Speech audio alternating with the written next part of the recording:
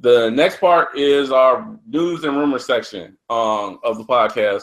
I'll cover that, but first I do want to say the first thing, and I'm not sure if you saw this. I was going to text it to you, but I said I'll just let him either find it or he'll find out now. Is the debut match of Austin Aries? Oh, they actually said the actual debut match. Oh yeah, okay. So you don't know. So yeah, so Austin Aries, as many people know, just got signed by WWE. He's going to be in NXT. Austin Aries' debut match will be March 30th. That's when it's going to air. Now they've already, if I'm not mistaken, they've already filmed it, his debut match. So he's already had it, but it's going to actually air on NXT on March 30th. Well, why March 30th? Yeah, they should have just continue. All right. Next up, speaking of debuts, is the debut of Shinsuke Nakamura. We finally got a date. Finally got a debut for Nakamura, and which goes into our next thing, which is the full NXT Takeover card reveal. I don't know. Now that is what I want to see. Is that because I'm super excited about him, but I wanted Austin Aries to actually debut on Takeover. That would have been perfect. Just think of the stacked card. Like I'm a true believer for how they had everything. They had all the great matches to top this off to be the biggest thing. Right now, NXT Takeover is going to overshadow WrestleMania.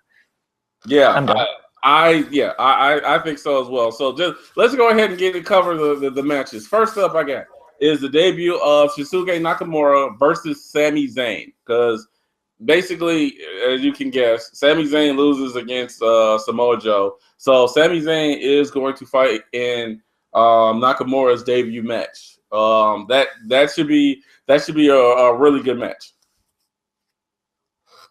I never seen him wrestle, so I can't comment. But Sami Zayn, he gets the crowd hot.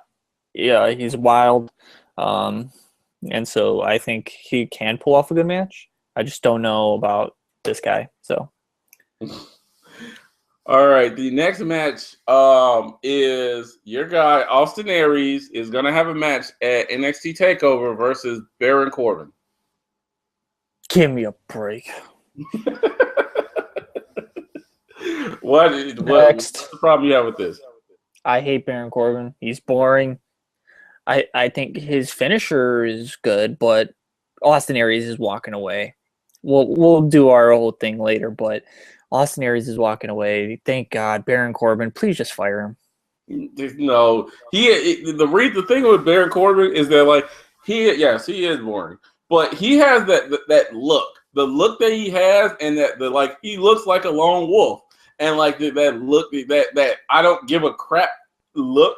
He carries it on his face, and he carries it in the look of his clothes, and because he's so big, that's the reason why they like him. Now, actually, something that I actually like that he did on NXT was that when he got frustrated, you felt it, and so I actually like that he did that. So I think he needs to do that more.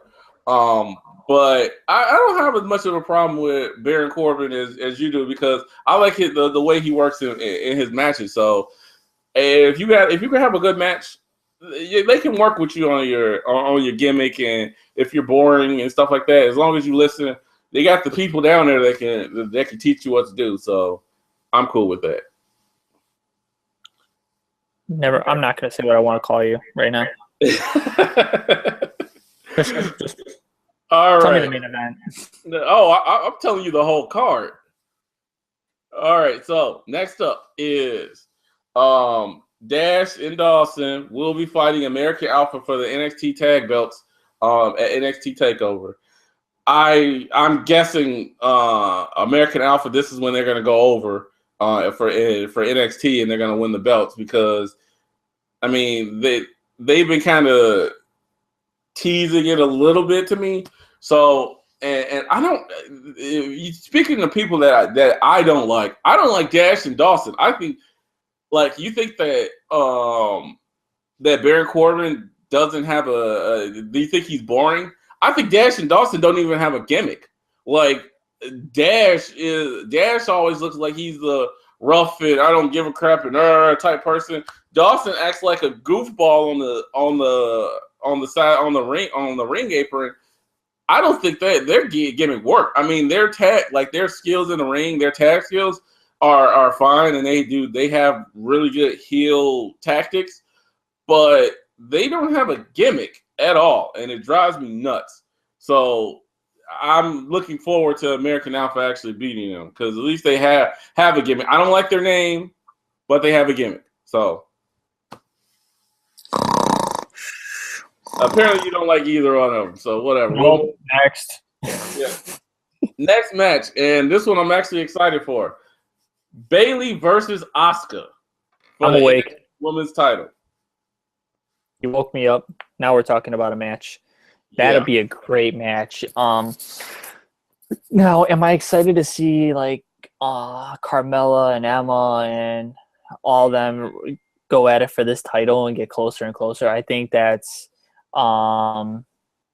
Yeah, because they actually have a better women's division before obviously this Divas Resolution with just the newest people that they have. But this match, I think, is going to be great. But Bayley's still going to walk out as champion just for the fact that she's going to try to hug her. Actually, you know what? They're both going to hug out at the end of the match. That's really how it's going to be. But it's going to be a phenomenal match. I like that. That's a good card. Yeah. So, and it's funny because what was it? No, it was yesterday. Yesterday, I was talking to my girl, and she was trying to decide on if she was going to get a Bayley shirt or a Finn Balor shirt, and I guess she decided that she was going to go with a Bayley shirt. And I told her there's this white Asuka shirt that I want that she actually just bought for me today, and I told her when I found out, like, oh, you get no shirts. Well, now you know that Bayley's gonna actually be fighting Asuka for the belt at NXT Takeover when we're there. So it's like we're gonna have the different shirts. Like she's gonna have the Bayley shirt, I'm gonna have the Asuka shirt. And I actually, from a fan standpoint, like I like Bayley, but I kind of hope Asuka wins because like Nia Jax is big, so I can see her beating Bayley. Asuka, I can see her beating the hell out of Bayley. They're not gonna have her beat the hell out of Bayley. But Asuka just looks like the type that'll probably beat like any of the women, just like knock them smooth out. So this match I can't wait for. Only reason why that would happen is if she beats her smooth out, like you say. What's gonna be is that Bayley's gonna get called up to the main roster, so then she can fight off like Charlotte or Sasha on Raw and all those. That would be the only reason why I see that. Yeah, you're probably right that the only way that Bayley loses the belt, because generally that's what happens, is like the only time you're gonna lose the belt is if they're getting moves up to the main roster. As far as with the women's belt and the main belt, and so I don't think they're gonna move up Bayley just yet. So Bayley will probably win, but I can see them I can see them having Bayley win this match, waiting a few more months, and then when they're really ready to call Bayley up, having Asuka fight her again, and then having either Asuka fight her again or having Nia Jax fight her, and then having that person take the belt, and then Bayley moves up if they don't already move Bayley up.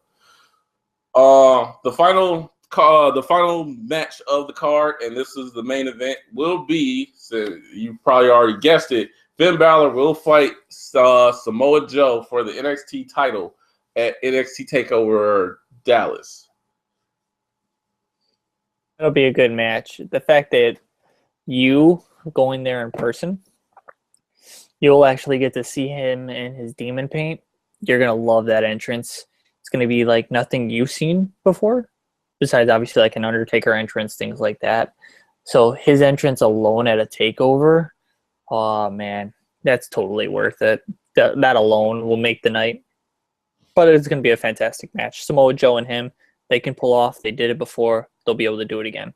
Yeah, and I But think like I think they'll be able to do more this time because I think they're gonna go try to pull out all the stops because since they already had the match at the last takeover event in London. I think that this time they're gonna go completely like just balls to the wall, try to just go crazy on everybody and just do different spots and just put on like possible match of the year type quality. So that seals like this card is like stacked. And when I saw this card reveal, I'm just like, I'm glad I spent the extra money on this NXT Takeover event because this card is probably, I would not be surprised. This card is better than the WrestleMania card. And it is. And like, yes, we don't know the full WrestleMania card, but like just 3 matches alone, I feel, are better than going to be most of what's WrestleMania. Just 3 matches from NXT is going to blow away WrestleMania. That's saying something. And you know what? I think one of the reasons why is because even though with all the rumors that's going on, you don't actually know who's going to win these matches. Some of these matches, like Bayley versus Asuka, you don't know. You have their ideas, but you don't really know for sure because they could call Bayley up, and so she could lose that belt. Same thing with Finn Balor and Samoa Joe, and so that's why I'm kind of like they could. You don't know, and then the tag belts. I'm thinking that they're gonna have American Alpha win, but I actually thought that Enzo and Cass were gonna win when they fought Dash and Dawson for the belt, and they didn't win it. So that's one of the things that I think makes NXT like puts it on a higher level for me is the fact that with their matches, you don't exactly know who's going to win. Too many times on the main roster, you know who's going to win based on either it be rumors or just how you know that they're trying to set everything up because it's so transparent. But with NXT, they on their main events, their takeover events and stuff like that, you don't know who's going to win. Now, granted, I know how you are with that NXT live events. When they say it's for the belt, you're like, why do you do that? Because you know they're not gonna lose the belt at an untelevised event. But I during the actual televised stuff, like they could lose it at any time. Like the Dash and Dawson won the tag belts on just a regular Wednesday NXT episode. I still think Enzo and Cass should be your tag team champs, but I mean, I don't know what they're doing with them to make them not be the champions. I don't know what's holding them back, but they need to get it. They're very hot for the crowd. Like the crowd loves them more than the double A's, and so like they need to get those guys back in. It would have been great to see like a 4-way tag team for the tag team titles for NXT. Like give us more stipulations in matches versus just 1, 2, 3s. Yeah, we don't see that. We don't see it. And I can say, and I'm surprised. Honestly, I'm surprised you mentioned that. I'm surprised they didn't do something like that because you have Dash and Dawson, right? And then you have American Alpha. You could have put Enzo and Cass into it, and you actually could have put the Von Villains into it because the Von Villains have been putting these weird heel promos where they're sitting there smiling, and then the music just turns, and then they start getting all mad looking, and it's kind of creepy. And like I can see them being put into it too because you know they fought for the belts. They were the former NXT tag champ, so I can see them being put into it too. So I'm surprised they didn't do that. They're leaving some good guys out, but at the end of the day, it's still going to be the best card that's going to happen that weekend. Yeah.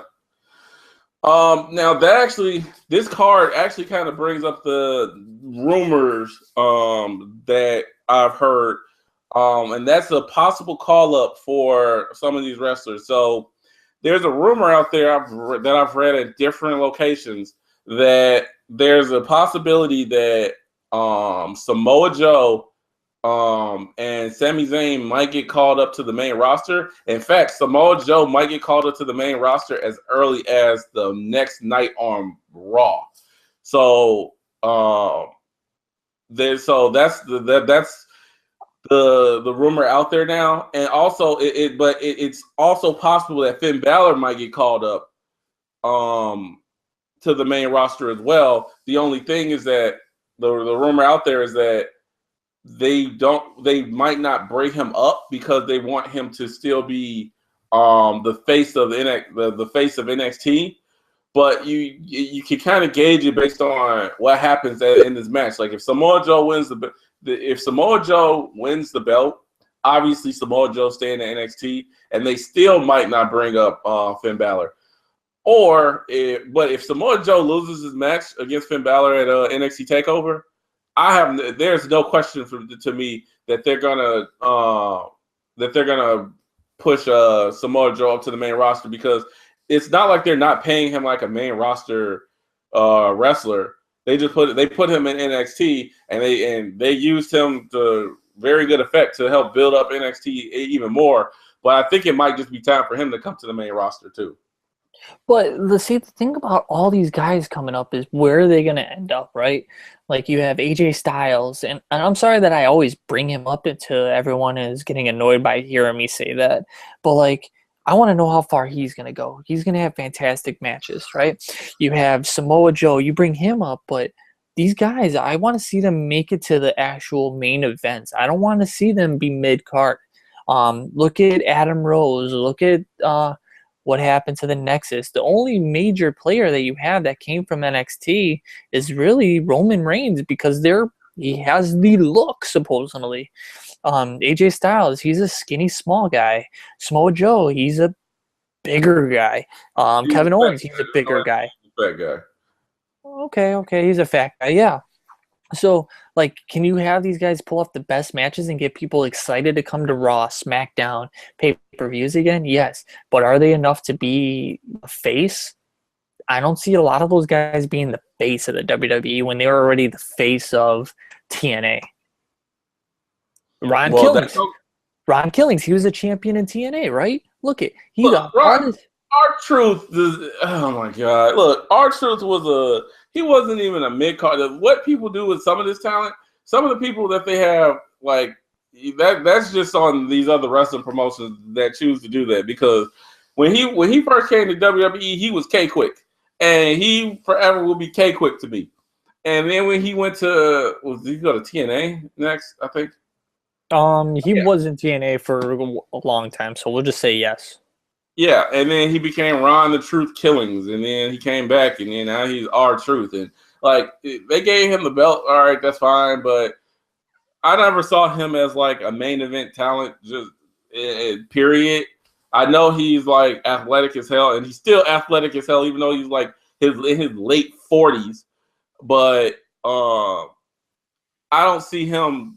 I don't put him on the same level as like AJ Styles, Samoa Joe, or any of these other guys that are coming over. So I wouldn't say use him as an example, but at the same time, I do see what you mean, because it's still Vince running the show, and if Vince still doesn't see a smaller person being able to be champ and being able to consistently be champ, or somebody that's not fitting that the good looking image that he wants, then you're gonna have a situation where you're gonna have a lot of really talented wrestlers stuck in mid cards and lower, because they don't have enough space to be able to push everybody in the mid card, because there's two mid card belts, the US title and the Intercontinental title, and I don't even really like what they're doing with the US title, because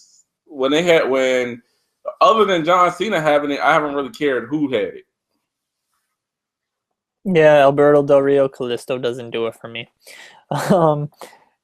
I kind of wish that John Cena still had it, and when he comes back, like, they don't give him the main title. I think they should give him that, and then have these new guys face him, beat him constantly, beat John Cena, just never go for a title, because otherwise, as soon as you go to John Cena for a title, That's when your momentum stops. You stop, you drop, you're gone. No, not necessarily, because you had Sami Zayn. He had the match where he tore his shoulder before the match even started. He still had a good match against John Cena, and you can have a match against John Cena where you can lose, and you're probably gonna lose, especially if it's for the belt. You can lose, and yet he can still find a way to put you over, which is a kind of weird dynamic. But so I don't necessarily say like, oh, they can't fight against John Cena, and because they can still have a good match even if they lose. But it just depends on what happens with the upper card, because we all know that what they want to do with Roman Reigns, and if they're so like locked into giving Roman Reigns his moment, like that's the whole reason why they're doing this thing with Triple H versus Roman Reigns, because I feel like they're trying to give him that Daniel Bryan moment, like at WrestleMania 30, where he finally triumphs over the authority and everything that they've done to try to hold him down. But it's not the same, because Daniel Bryan was so over with the crowd that it's freaking ridiculous. Like he's still over with the crowd now, and he's been gone for almost a year. He's not coming back. They've said it. He's never getting cleared. No, they're probably not, because they're offering if they're offering you jobs outside the ring, then they don't want you to be in the ring. They just, especially if you're cleared by other doctors and they're saying, yeah, we can offer you this, we can do this for you, non-ring in-ring capacity. Like they're just trying to keep you from getting back into the ring because they don't trust your health. Speaking of health, that actually brings us to the next point, which is Hideo Hitami, which is a guy that I actually kind of forgot about because he's been out for so damn long, which was supposed to be another one of these guys that had like all this popularity and everything coming with him from New Japan Pro Wrestling, and then he hurt his shoulder, which I know the feeling on that one. And this isn't even a rumor. This has actually been confirmed that he's having post-shoulder surgery complications. So he's actually nowhere near returning back to action, which is kind of sad, because you have all these guys that are coming over now, and he's just kind of getting like forgotten, because you had all these people that's coming over from New Japan Pro Wrestling, and he's been over here from New Japan Pro Wrestling, and he's been out for so damn long. The thing about him is, yeah, shoulder surgery sucks. You tell me about it every day because you've had it. Now everyone is hurt. Like Sheamus just hurt his hand. Like now he's offered, hey, this is what capacity you have outside the ring now because you can't wrestle at this moment. Like, if he doesn't make a comeback soon, like, yes, he's a popular person with the GTS. He was the one that CM Punk stole all his moves from. Like, if he doesn't get to come back soon, like, the fans are going to forget about him. WWE, NXT, whatever you want to call them, whoever owns his contract, are going to let him go soon. He needs to get better. He needs to get better soon rather than later, before you become a forgotten memory with only 2 matches that weren't even top of the card. They were always at the bottom of the card for him because they wanted everyone to get excited for the pay-per-view early, so they put him first or second. Yeah, and you know what? It's funny that you mentioned like the GTS. I still have not seen him do the GTS, not once, as far as when it would be with NXT. They always teased it, and then he never did it, and then now he's out. So it's kind of like, what the hell? Because I'd like to see that. You know, shout out to CM Punk, even though I wasn't saying he stole that move from him, but you know what? Everybody loves Daniel Bryan. Daniel Bryan stole the running knee from him too. Everyone stole their finishing maneuvers from Hideo Itami. That's the thing about Hideo, is that he was super popular overseas. He became the hugest star, and so everyone wanted to be like him, the best. So they did steal his moves. Now, sucks that you didn't get to see it, but when I was in California last year for WrestleMania, he did it for the fans. Yep, I got to see it. You suck. Screw you, all right. I hate you. No, but I don't know. I will say this: Mr. Elias Sampson needs to, since Dale Tommy is out, needs to take a move from him because he's not using it, and he could definitely use one. Maybe you're right, but at that time we need to figure out what he's capable of doing beforehand. So, yeah, I guess. All right, so our last topic, and this is something that I kind of alluded to earlier, is the backstage heat with Lana. So, like I said earlier, the whole thing with The Rock is that The Rock did with her just standing there and The Rock all talking all the sexual stuff was supposed to be some type of punishment for the heat that she has backstage. I've heard, but here's the thing: I haven't heard anything conclusive on like what this heat was supposed to be. I've heard like rumblings that it was because she was having like confrontations with different some of the different divas in the back. I heard an incident where she got into an argument with Rusev at an airport and was caught yelling at him in public, and WWE didn't like that. It's kind of weird that I've seen all these reports of backstage heat on Lana, but nobody can say exactly what the reason why. Now there was something going on between Lana and Paige where Lana said something that got Paige mad, but apparently they squashed that because they took a picture together on Instagram. But other than that, I don't know. It's kind of weird because last year Lana was supposed to be like one of the faces of the divas, not in a wrestling capacity because she doesn't wrestle, but just in a Eva Marie don't do anything, but just is just pretty type capacity, and they was wanting her to be like really big. And ever since that thing happened where she was in that, she tweeted that she was engaged to Rusev during that storyline with her and Dolph. Like she's just been just going down, down, down, down. yeah, she's not gonna come back from this. Her career is dying. The only reason why she probably still has the job is because of Rusev. Yeah, I guess, yeah, and that's the thing that I heard too is that everybody in the locker room likes Rusev, and if you look at some of the stuff he says on Twitter, it's kind of weird because like I remember back in the day, like wrestlers didn't break kayfabe for nothing.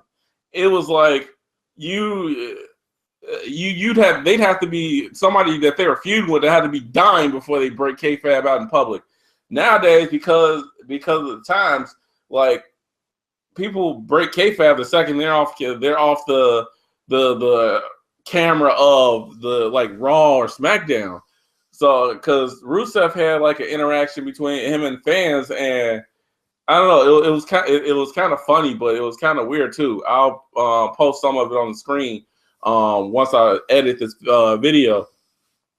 But it was kind of funny some of the stuff he said. Plus, like as far as breaking kayfabe, like with Total Divas, there was a scene where this little girl was walking past when Paige and Alicia Fox were sitting there having lunch or something like that.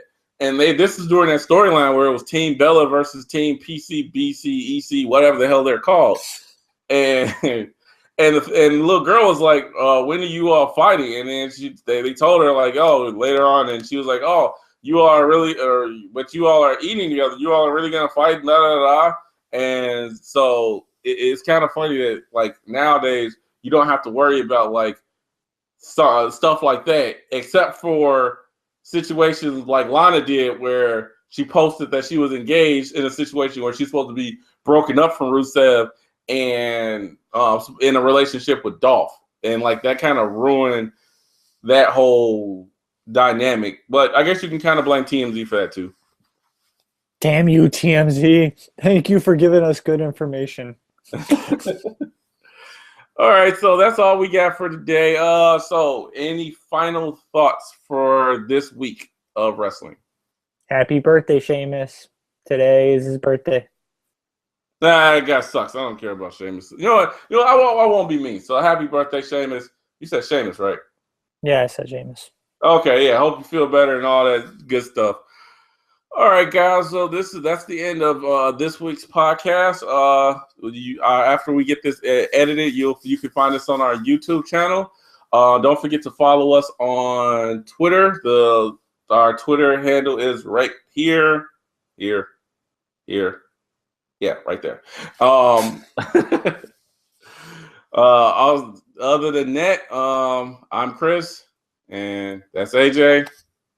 Go ahead and say Phenomenal bye. AJ Styles, AK, that's me. All right, guys, you all take it easy. Take it easy.